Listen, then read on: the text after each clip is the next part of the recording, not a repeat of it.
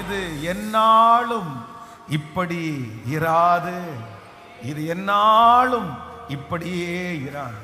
சரித்திரமே இல்லாத ஒரு எலும்பு கூடுக்கு ஆண்டவர் என்ன பண்றார் அப்படின்னு சொன்னா, ஒரு ஜீவனை கொடுத்து ஒரு சேனையாய் கர்த்தர் நிறுத்துகிறார்.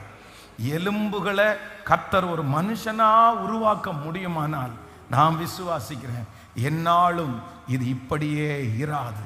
உங்களுடைய எலும்புகளுக்கு கர்த்தர் ஜீவன் கொடுக்க வல்லவராய் இருக்கிறார். நெடு நாட்களுக்கு முன்பாக பள்ளத்தாக்கின் அனுபவத்திற்குள்ளே போய் எலும்புகளாய் மாற்றப்பட்ட சில தரிசனங்களுக்கு ஆண்டவர் மீண்டும் உயிரை கர்த்தர் தரப்போகிறார். அந்த பள்ளத்தாக்குகளிலிருந்து வெளியே வர முடியாமல் யாரெல்லாம் அதில் அமிழ்ந்து போனீர்களோ, இது என்னாலும் இப்படி இராது. சொல்லுங்களேன், ஒரு 10 டைம் சொல்ல போறோம். இது இனி என்னாலும் இப்படி இராது. ஆயிலும் என்னாலும் இப்படி இராது. நான் என்னாலும் இப்படி இருக்க மாட்டேன். என் பிள்ளை என்னாலும் இப்படி இருக்க போவது இல்லை.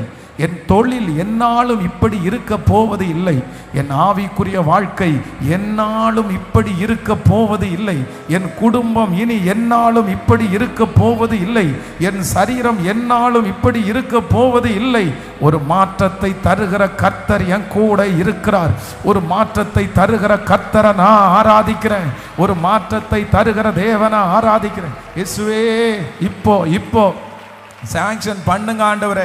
இந்த விசுவாச வார்த்தை என் பிள்ளையினுடைய வாயிலிருந்து புறப்படும் போதே நெடுநாள் காத்திருக்கிற அந்த காரியம் கைகூடி வரட்டும்.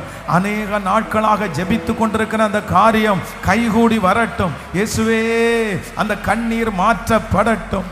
ஹல்லேலூயா.